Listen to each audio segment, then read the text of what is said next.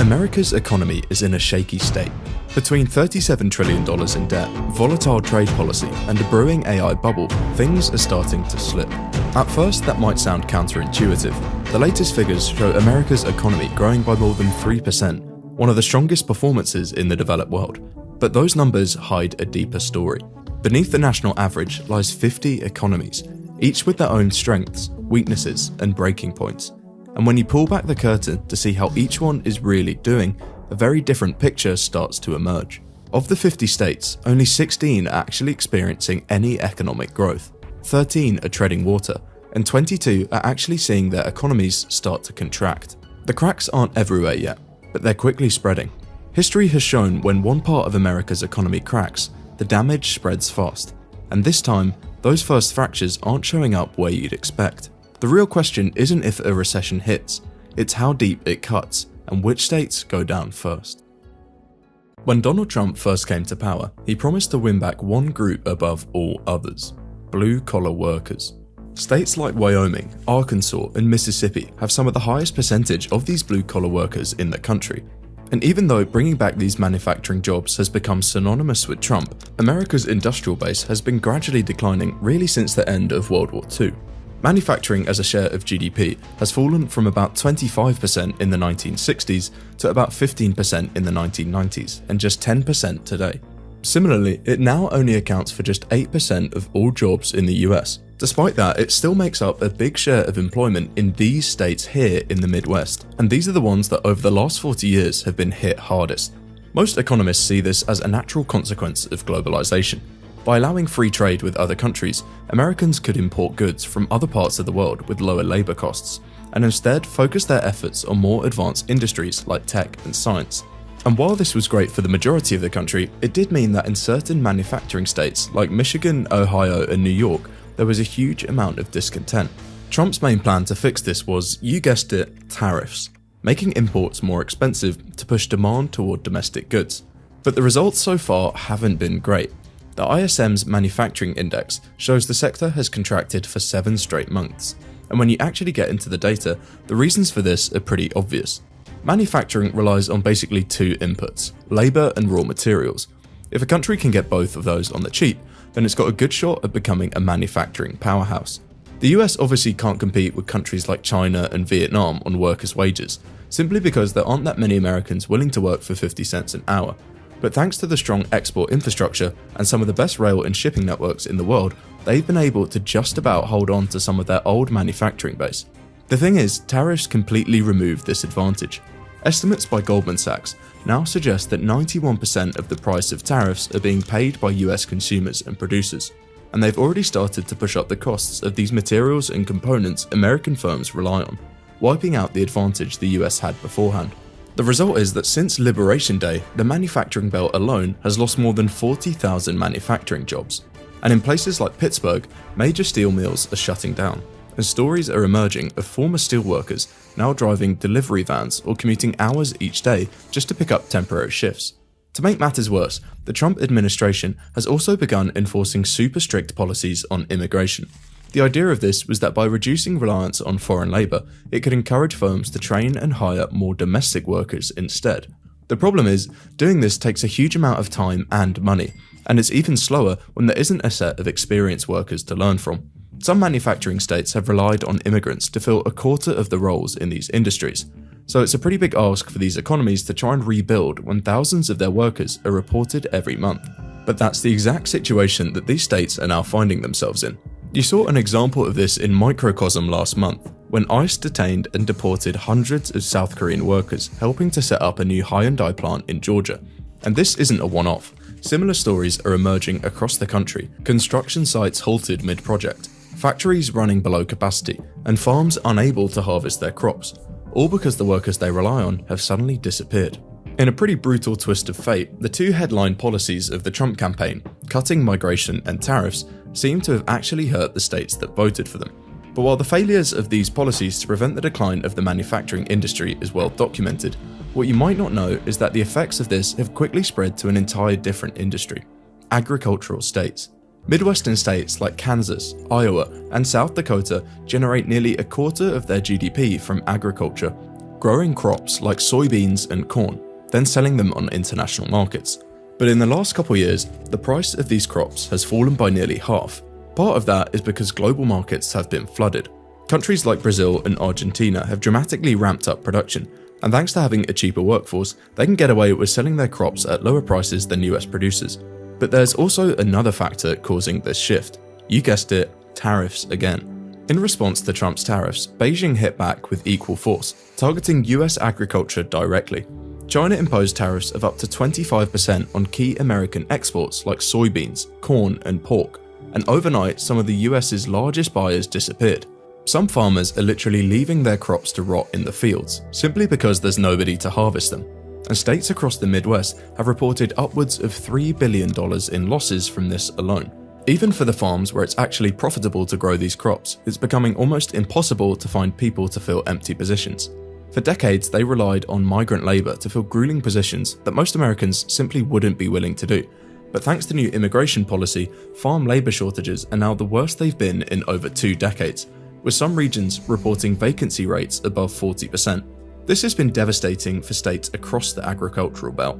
In Nebraska, farm bankruptcies have jumped by nearly 30% in the last year alone, and places like Kansas and Iowa have seen a 25% decline in net farm income since 2023, forcing major corporations and family farms alike to shut down. Now, in theory, farmers actually should have had a kind of insurance against these kind of risks. They're called futures contracts, and historically they've allowed farmers a fixed price to sell their crops years in advance. The idea was to protect smaller businesses from seasonal price movements, giving them a degree of certainty about how much money they'd actually be bringing in each year. The problem is, these contracts also tend to fix an amount which farmers need to sell, and with immigration rules choking off farm labour, many simply can't deliver the amounts they promised. But even if a farmer can't fulfil their delivery, they still owe the buyer, creating a massive black hole in their budgets. The total value of agricultural futures contracts has now fallen by more than 20% since 2022, the steepest drop in over a decade. And at the same time, margin calls, that is, the payments farmers have to make when their contracts lose value, have quietly started to rise. In plain English, that means tens of thousands of farmers are now being forced to pay cash they simply don't have just to fill these agreements. And for many, that's been the final nail in the coffin. Projections now estimate that across the country, the nation could lose up to 100,000 farms by 2030. Now, as bad as it is for the nation to be quietly losing its supply of food, it still only makes up about 1% of the country's GDP. But the thing is, there's a huge risk that failure in this industry could be devastating for the companies which have been lending them money. When farms fail, the debts don't just vanish. They get passed up the chain to the regional banks, credit unions, and insurers that finance them, creating a cascade of losses that can quickly spiral out of control. That's a problem for lenders, who've poured over $450 billion into the sector. And this is part of a wider problem that has spread throughout the country and hits some states particularly bad. If you've made it this far into the video, you probably don't need me to tell you that America has a debt issue. But this is also across so many levels, particularly personal debt, record mortgage payments, and buy now, pay later schemes. And if there's one thing we know about debt markets, is that failure in one sector can quickly spread. A wave of defaults wouldn't just threaten rural economies, it could easily trigger a chain reaction through the entire regional banking system, reaching states that on the surface seem completely secure. Despite what you may think, many of the service-based states are actually some of the most indebted in the country. Places like Illinois, Massachusetts, and Texas now all have household debt to income ratios of over 130%. That's in large part thanks to the fact that for nearly a decade, interest rates were practically zero. At the same time, this seemed to make a lot of sense. After all, it allowed households, businesses, and state governments to borrow cheaply, refinance old debt, and keep spending through periods of slow growth. But it also made the level of debt explode. Between 2013 and 2021, total household debt across these states rose by more than 45%. But now that the era of ultra-low interest rates has come to a close, it puts the people who took on that debt in a very sketchy position.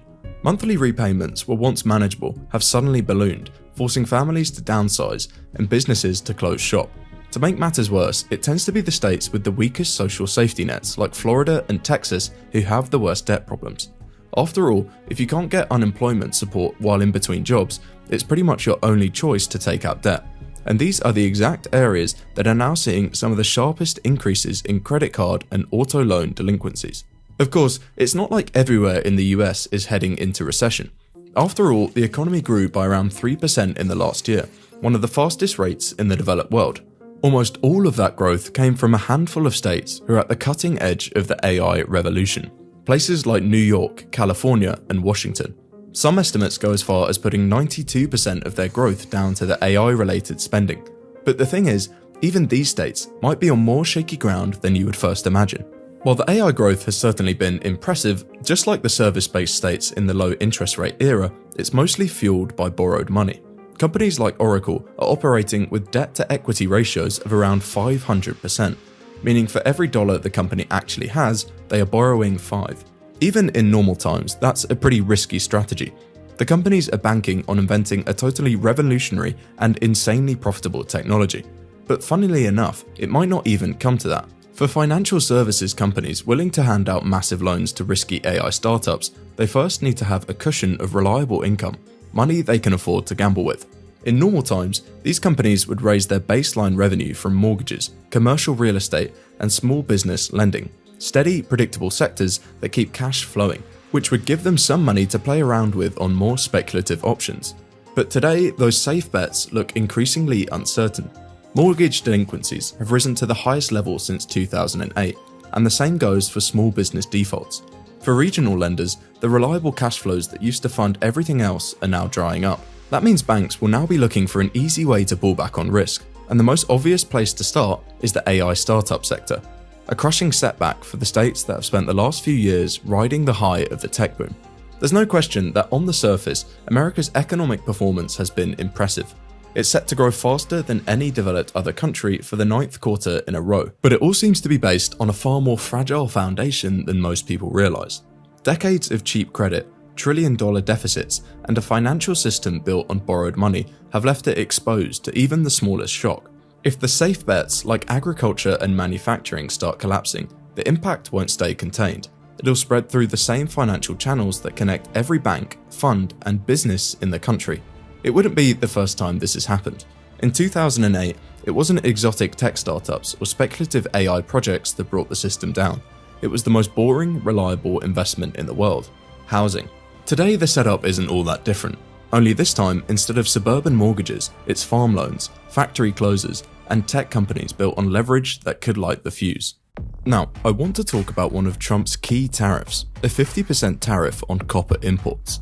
Trump is obsessed with copper. He views copper as 100% essential. It's not just a strategic metal, it's now an edge in geopolitics.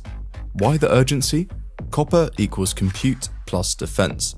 Control copper and you control AI infrastructure and defense production, a huge importance to this administration. Today, China dominates refining. We're seeing something we've never seen before. The government has even started taking stakes in copper companies in an effort to control supply chains. This truly is historical, and we don't think the market has quite grasped this, and that is why we're extremely bullish on copper